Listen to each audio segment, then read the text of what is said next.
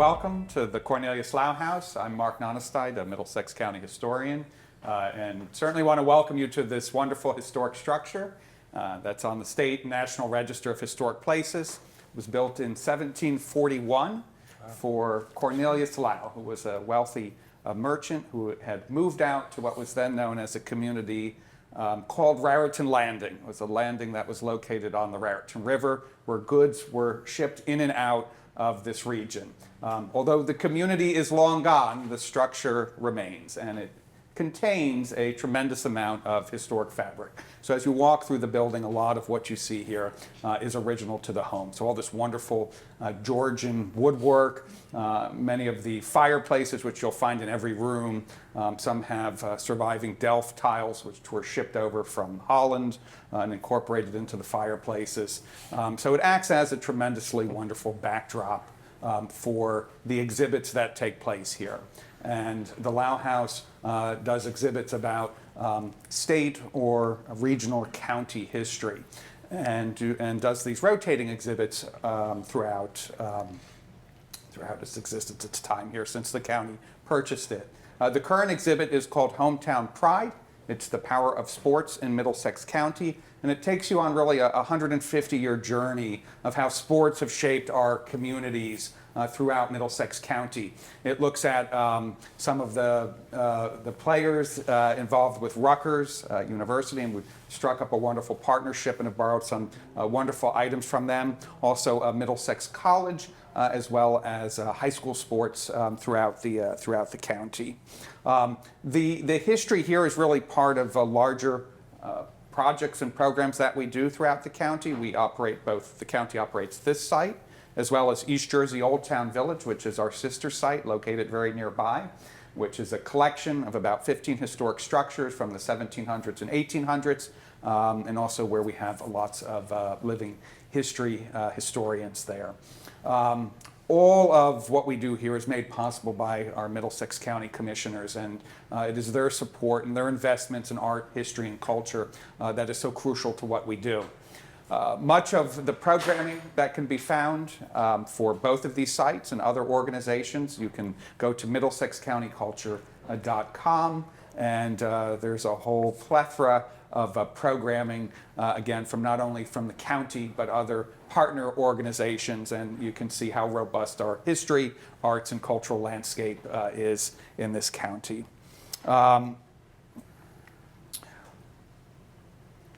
Now, for our program today, I want to introduce our two coaches. First, Kevin Brady. Kevin Brady was inducted into the Spotswood Athletic Hall of Fame in 2022. He grew up in Old Bridge and attended Madison Central High School, where he played soccer, baseball, and tennis.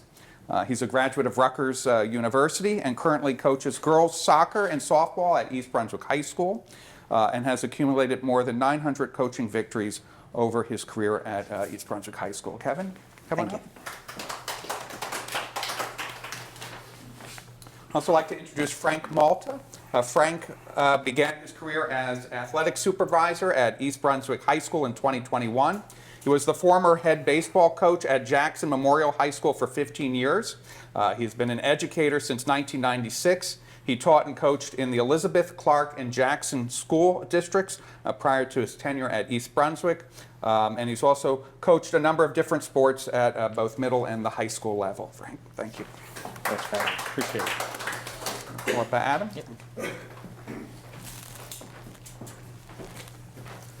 Thank you very much, Mark, for that lovely introduction, not only to the Slough House Museum here, but obviously also this exhibit, which we're excited to be able to expand with a program that we were referring to as Hey Coach, where we sit down with those connected to the history of Middlesex County, and in this case to East Brunswick. So thank you both to Coach Brady and to Supervisor Malta for joining us today. We want to dive right in with you, sir. As you look around this museum, the exhibit, there's obviously an enormous amount of history here. For someone who has been now in coaching for nearly 20 years, do you notice or recognize the legacy that you have contributed so greatly to? It is interesting walking through, and in each different room we're seeing lots of the memorabilia, the uniforms, the equipment that were used. When one of the rooms upstairs, I saw a plaque with a girl with her goals scored, and I said, I remember coaching against this girl 25 years ago. So it is kind of amazing to put into context what a lifetime in coaching really means, because it's the interactions that you get with so many different coaches, athletic directors, the players that you coach that are on your team, but also the players that you coach against. And that community grows over time, and now it's rare to be able to walk into a Wawa or a ShopRite or a youth sports field without bumping into somebody that I either coached for or against. And it's kind of remarkable seeing that web kind of spread out and seeing how connected we all are through sports. And at this point, meeting the children of the children that you used to Sometimes coach that too. I try not to bring those up, but yes, that's happened a few times at a camp I was working. It was this summer. One of the moms walked up and was like, "Coach, do you remember me? You know, that's my daughter over there, and I played for you." And I said, "Okay, it's a lot of years now." It all starts to add up, but, Yeah. but in a wonderful way, of course. Likewise for you, Mr. Malta, when you took on the role as supervisor of athletics for East Brunswick in 2021, just first and foremost, what was appealing about taking on that role, knowing that you also have coaching in your background? Yeah, it was always one of my goals to become an athletic director and work with our coaches and the student athletes. And at a place like East Brunswick, where you have wonderful coaches, wonderful student athletes, facilities, it was just something that I could not look past. It was something that really enticed me to, want to take on that role in a place like East Brunswick, where I think we have so many coaches and student athletes that are so well-rounded. They understand what it means about character, sportsmanship, doing the right thing on the field and off the field. And I think when we have coaches like that promote that, and for me to kind of spearhead that department now and get to oversee that, I take great pride and great joy in it. I don't think there's anything better than walking outside on a fall or a spring season day where the place is just popping, and you hear all the sounds of whistles and games going on, cheering, clapping, and there's nothing better than that. So I'm glad to be a part of it now. And you mentioned obviously the joy of that role and what that looks like. Was there a sense of responsibility when you come into East Brunswick, which has a history of success, and saying, I have something that I need to maintain here as I go forward? Yeah, I succeeded two really great athletic directors, Frank Knoppenberger and Chris Iannazzo. So to take the reins from them and continue to keep us at that level was definitely something that was very exciting, and it's also very challenging. But I think day in and day out, it's just, when you want to go out there and do the right thing every day and take care of your people who are, your families, your coaches and your kids, I think that's what I keep in mind, and that's what keeps us moving forward, in East Brunswick. It's fantastic. I mean, really the history of this township and what they've accomplished, and hopefully will continue to accomplish. One of the things here at the Lau House Museum in the Welcome Hallway, there's a kiosk there that not only shows News 12 and their coverage of this fantastic exhibit and historical site, there's also 1930s high school football footage and other historical collections. Coach Brady, when you think about having been in softball and in soccer over these number of years, one of the things that always comes to mind is how much the game potentially has changed and grown, not only from maybe the way the athletes approach it, but just the game itself and some of those rules. Specifically, I think of softball as being an evolving sport. What has changed so much in your time? Yeah, and when you talk about those two sports, soccer and softball, which are the two I'm coaching right now, softball has seen really significant changes in the last 30 years. When I started, the ball was a white softball with flat seams, and years later now it's an optic yellow ball with raised laces, which allow the pitchers to put extra spin on their pitches, which changes the way the game is played. The distance from the pitcher's plate to home plate used to be 40 feet, and it was a pitcher-dominated sport. Now it's 43 to align with college, and you're seeing more hitting. So the game has changed specifically with those changed rules. You're also looking at the way fields have changed, and this applies to both soccer and softball. You see more soccer played on more artificial surfaces, which those first few years coaching in East Brunswick, we played on the football field, which was wonderful, great stadium. but the patches of dirt in different spots, the slight crowning of the field, the fact that in an early November state championship game you're playing, that field has seen a lot of use by that time. So now everything is a little bit more controlled, and I feel like we've become maybe too accustomed to perfect settings. Sometimes it makes us less able to adapt when something challenging happens. But I think that is one of the big changes as well. Was there any change specifically to the rules, say in softball, where you went, oh, I don't like the sound of that, or one that you really appreciated? I mean, I think it's funny. I mean, at first, it's funny. I mentioned the balls first, and I remember those first couple of years, certain teams had ordered the newer balls. I don't know if the decision got made too late in the game, but other team had their left. So you had some teams playing with the white flat balls, some people playing with the raised seam balls, and you had coaches getting angry with one another, like, "Oh, those are my pitchers practicing with this ball." So it did create some funny moments with that. But as far as like being resistant to the changes, I think part of sports and coaching is always adapting to things, because the kids you're getting are different every single year. The training that they're having outside of the school setting is different. So adapting to change is I mean, I guess that's true in life also. It's one of the most important things you can be. So I didn't have any of those decisions that were, and I'm really excited about the most recent one, which is our brand new softball field that we're going to have in East Brunswick for this spring. So it's exciting. I do just want to touch with you. Are there things that you look at in that area where you say, I get to be a part of that conversation, the changes we want to make? Is there collaboration with other bodies as far as this is something we need to see, changing the seams on the balls in softball or whatever the case may be, getting a new field potentially? Yeah, just in my short time there, we've added 7th graders into our middle school programs. We've added an ice hockey team, which we try out with South River and with Spotswood. It's a co-ed team. We've also added a dance team. We also added girls wrestling in my few years. So I'm trying to keep us evolving. I'd like to now keep on adding at our middle school level with lacrosse, boys and girls, and with volleyball, boys and girls, because I think that's just the way to keep moving forward, to keep our athletics at a very high level. But yeah, that part of it for me is, where you can make that change in this seat, in this role. That's the exciting part of it, because you really can, have an influence on, your student athletes and your student body overall, give our kids something to be a part of. And, it's one of the things we always talk about, even at our middle school awards night, is, to encourage our young people to get out and be a part of our sports team so that they have something to be a part of, and, something to create great memories with their friends that they've competed with throughout their lifetime. You mentioned dance team. Are you front and center, showing off some moves, getting that program rolling? Do you bring in? You don't want to see that. We develop the programs. We don't necessarily. I watch it from above. Yes.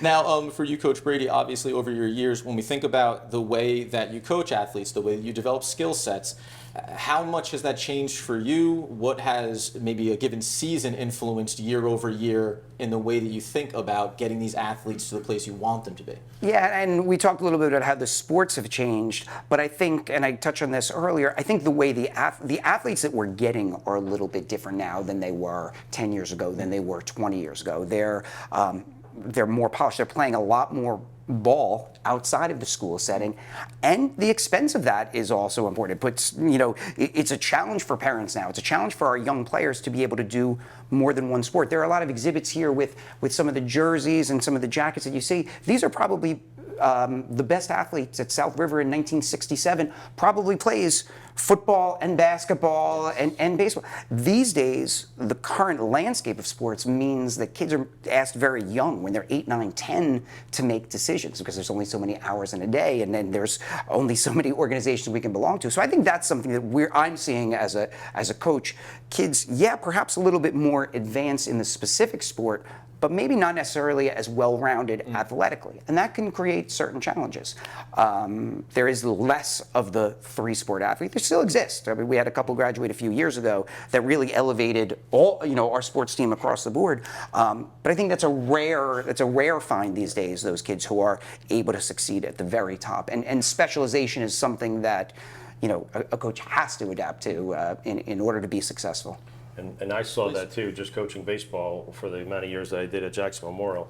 We had so many wonderful teams there, so many great championship teams, and then so many great athletes that specialized just in baseball, and probably could have been our starting point guard, could have been our starting quarterback, and chose at a very young age, not to pursue that and stay with the baseball part of it. So And from a high level, when you think about that, is it difficult to navigate that with parents, or the way that you schedule programming, or how you try to approach the ability if students want to do multiple sports? Say, we can try to be accommodating, but it's kind of the popularity of it that makes that difficult decision. yeah, I mean, we do everything within our power to promote, our athletes playing multiple sports. I think a lot of our coaches do a great job of communicating with our student athletes to try to encourage them to get out, to come get out onto the track, or come play football, be a part of that program, and not just specialize in the one. And we're very active about it. A lot of our coaches communicate and they have conversations, and we reach out to parents a great deal to encourage our kids to do that. So we try all the time. I think it's a community aspect too. I think allowing them, it builds kind of this central location for all of the kids to play in front of one another. These are not the experiences you necessarily get on your club team or your high level travel team. In this way, you get to play in front of the kids you grew up with, but also your friends who might come to the game, the parents, your friends' parents, the kids who used to play in the past. That is the draw, the real draw of community-driven high school sports. It is a central where you're wearing the town you're from on your shirt, and people in the community that have been connected to that can come and cheer on that town, that sense of community. And I think building that and keeping that is a big challenge in a world where you're seeing kids kind of pulled into different directions. But I think it's, when you have that, I've been very lucky because I've coached for so long to have some very special teams.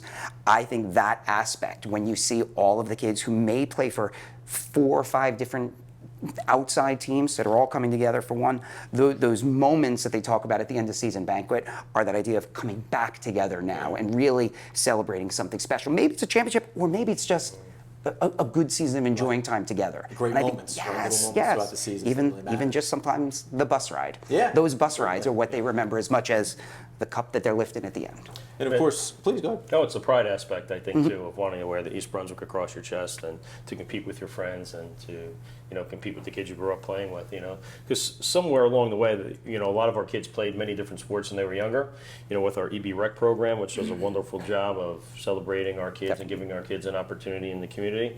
And then they stop and they specialize. But I think, having that pride to wear the East Brunswick across your chest and compete in as many sports as you possibly can, I think that's probably one of the better things that you can do to promote your kids to try to play multiple sports. And of course here, as you mentioned community, I think that's a part of what we're seeing here at the Lau House exhibit and the Hometown Pride. It's tying together these individual towns, but then also the greater Middlesex County area and how much history goes into that. When you do mention community, Kevin, I think about the fact that at a high school level, it's so much more than coaching young athletes, which it is.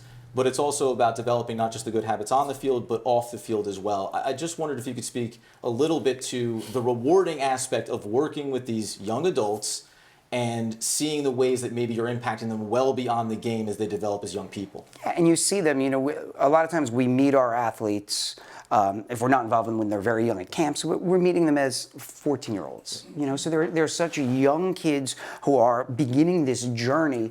And a lot of times, because our school doesn't, in the high school, we only sophomores. It's sophomores, juniors, seniors at the high school. So when we have freshmen involved with our teams, we haven't even seen them in a school setting yet. So you're getting these 13, 14-year-old kids who come in, and they're such different people by the time they are 17, 18.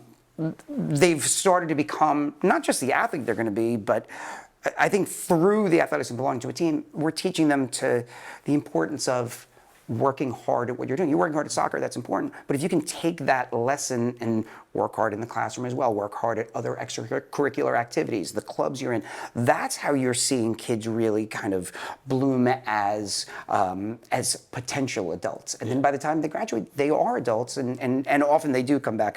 We're sharing stories earlier about, just running into kids on the outside afterwards and sharing their stories of where they've gone next. Watching that happen is it's hard to describe, how that makes you feel when you see a kid at 25 or at 30 come back and share their experiences and just the fond memories they have of playing within our sports teams at the high school. I think that's invaluable, and I think it's hard to put like exactly into words how impactful that can be. And obviously, with both of you, coaching background for you and you as well, we were having some conversations before we started about it takes all of the years of being involved in the sport to see that longevity and being a coach that was able to stick around, being a coach that stayed involved in those type of aspects. Yeah, Mr. Malta mentioned at the start, he mentioned the athletic directors that came before, Mr. Knoppenberger and Mr. Ianazzo.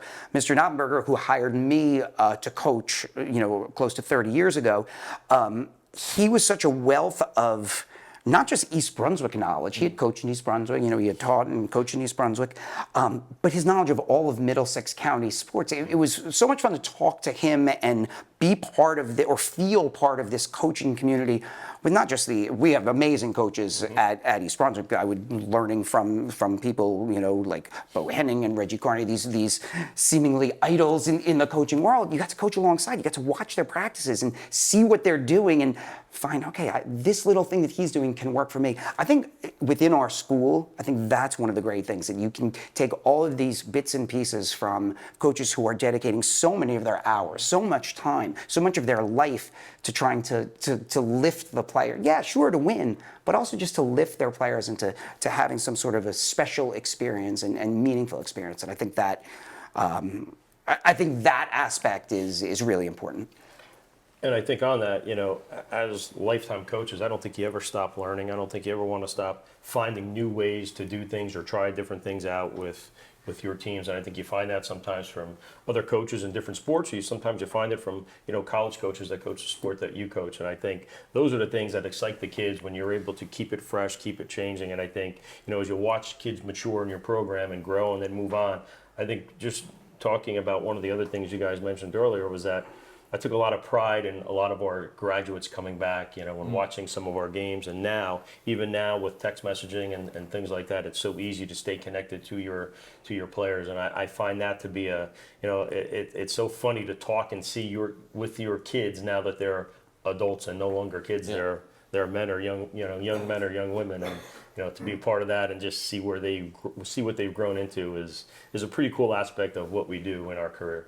And obviously, in terms of seeing where it goes from there, as a supervisor of athletics, shy of cloning Kevin Brady, how do you Please, go out? there's one is enough. If he's willing, we'll see. You wouldn't know. I don't want to do that onto the world. But shy of, what is it to attract more quality individuals that have the passion, the excitement after nearly 20 years to still have the same commitment? Is it difficult to find that next reign of coaches that you want to bring into East Brunswick? Yeah, it is at times. I think education has changed just within the last decade, maybe the last 15 years. I think you have less people going to education, which means that you're going to have less coaches, less teachers in your building that can coach. So it's that challenge of finding the right group of people to be a part of what you do and be a part of your athletic system. We're doing that. I'm doing that all of the time now as I'm replacing even some of our head coaches, but then our sub-varsity coaches. I love when we're able to hire back our East Brunswick kids that are now teaching, and then they want to coach and be a part of our programs because they had such a wonderful experience in East Brunswick. And I love the aspect that because they've gone through it, they understand the expectation. They understand, what we're looking for from the character side of it, the sportsmanship side of it, the teaching aspect side of it, and then of course just being that role model. And I think those are the young people you want to find now, to lead your programs and to be the difference makers, in your student athletes' lives. And he mentions that. And two of my current assistant coaches right now are players who used to play for me in different sports. Sarah Gunya, who had played softball with us at East Brunswick High School, won 2 state sectional championships while she was there. She went to Arcadia and now coaches softball alongside me. And Samantha Califor, her married name is Vizzy. She played soccer for us in the, I want to say in maybe 2010 to 2013, that time, won 4 county championships. I still have a picture of her in my classroom from the Star Ledger up there when she was celebrating a game-winning goal. And she is my varsity assistant in soccer. And it's amazing, like I said, you saw them as young kids, but that they had those sparks and they were developing those traits that would make them excellent coaches and excellent leaders. Have any former players ended up coaching elsewhere? At township schools where you're now across the field and going, I taught them too well? It's funny because I've coached at a couple of different high schools. I also coach locally at Spotswood High School. So there are players that I've had that I coached there so I coached against them in certain games. So not many necessarily, but there are certain, especially as assistants, there are some. Certainly. Last one for you, Mr. Malta. When we think about, obviously, having a girls soccer coach, a girls softball coach here, what are the ways in which you try to encourage young women, young girls to get into athletics across the board with all the sports that you've been expanding into?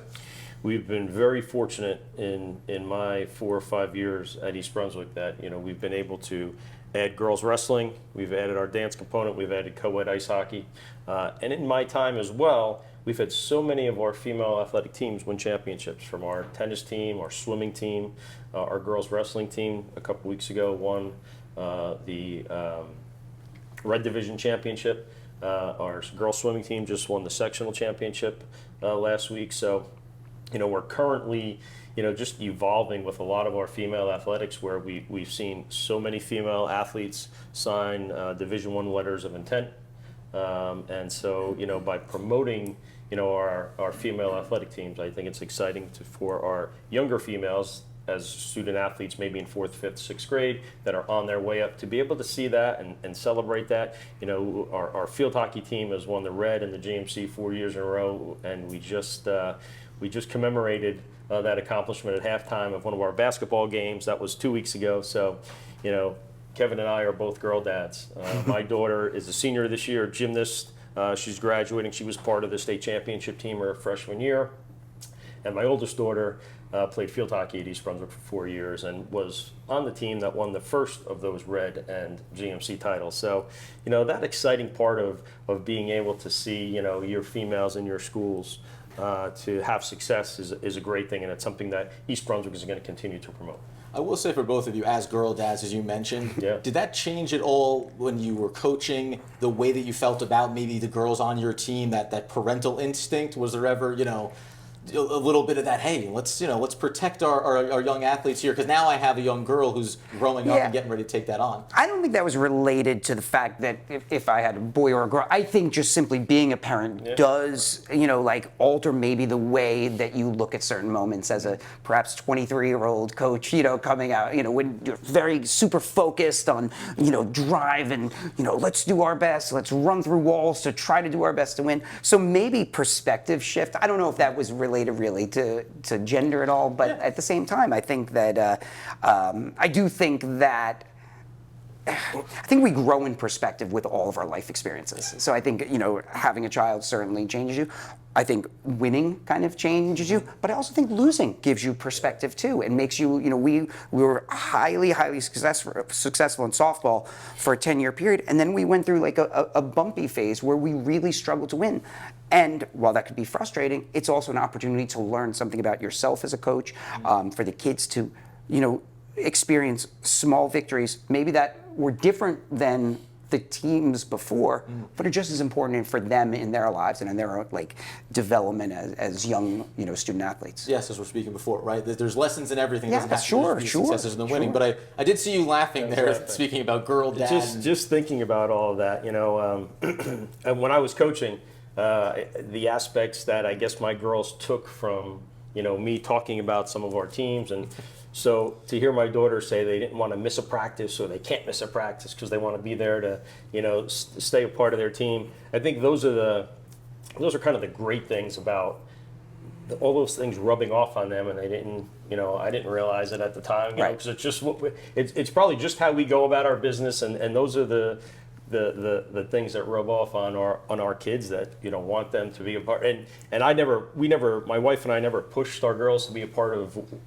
My youngest, like I said, got into gymnastics at 3 years old, and my older daughter didn't start playing field hockey until she was in 5th or 6th grade. So they gravitated towards what they gravitated to, and we wanted to support and push them to do whatever they wanted to do with the sport. And they both have had, wonderful experiences with it, and I think that's something I take pride in, and that's something that, from my role as an athletic director, that is when I want our student body, our student athletes that are playing athletics at East Brunswick High School, I want them to take that opportunity and just have that enjoyment from the sport and learn and use it, and get them to the next level. Because we were talking about adversity earlier and dealing with, in so many, sports helps in so many different aspects of your life. And, you take what you have to do, the hard work and dealing with losing, dealing with, having to work harder, dealing with an injury to come back. So I think all of those things, we want that to help them later in life. And, that's something I think that we exhibit probably all the time and don't even realize it. That's why I was chuckling earlier, because I thought, man, some of the things that my daughters have said along the way, I think they've gotten that from, hearing some of my speeches in a post game or, just talking at the dinner table after a practice or a game. The rewards of the reflection of yourself and your children, obviously just fantastic, and I'm sure to a certain extent in some of the athletes you coach as well. Yeah. Obviously, East Brunswick is in excellent hands from a supervisor of an athletic standpoint. We know, and this is where we go to the feature that Kevin Brady specifically said, this has to be a part of its sole spotlight on you to conclude our Hey Coach conversation. I'll go to the notes here just to make sure that we get this right. You have been known as a numbers guy from a statistics standpoint. You like to track where your athletes are, where they match up in the record books against other teams. Sure. But you yourself, approaching in totality as a soccer coach, almost 500 wins coming up on. You've cleared over 400 wins in softball as well. Is there a time, and don't leave this out either, having 2 GMC tournament crowns and also 3 Central Jersey Group 4 titles, is there ever a time when you can step back and you see your family, you see your players, current and former, you see the community come together to celebrate all these milestones where you say, yes, this is something that I have truly accomplished at a very high level? I feel like as coaches, you don't have time. You simply don't have time to think about what came next. I think one of the things that we're always doing as coaches is, a season ends, whether it's in the most devastating loss or a win that everybody's celebrating, and you're already thinking about what comes next. And I think, Mr. Malta was talking about those life lessons we want to impart to our children and also our student athletes. Always looking forward. What you've accomplished in the past is great and should be celebrated, can be reflected on. But we should always be thinking about what comes next. And I think that only when people ask me to write down a list of all of the years and all that, that's the only time at the start of the season that NJ.com will ask us, what was your record? Once that spreadsheet line starts getting longer and longer because you've done a lot of years, that's when you realize, just how many things you've accomplished along the way. But I think going back to something we said earlier, it's running into a person you coached 15 years ago, getting those 2 to 3 minutes to connect with them, to talk, to share their life experience, the impact that you may have had on them and what they're doing in their life. That is what really makes you think about what you've accomplished, right? Yeah. Not necessarily a trophy or a plaque that might be dusty sitting on a wall somewhere, right? But about just the way we think about those people we got to interact with. It's fantastic. I cannot say highly enough how much we appreciate both of you sitting down with us today to kick off the first segment of our Hey Coach series, one that we want to continue throughout the course of this year, because here at the Cornelius Lau House Museum, this exhibit will be going on throughout the season all the way until next December. So we encourage everyone not only to come out here and see the exhibit, obviously to get into education, get into coaching, and become a part of the community and the history that is expanding from East Brunswick all the way out to Middlesex County. Thank you so much once again for joining us, and we'll see you again soon.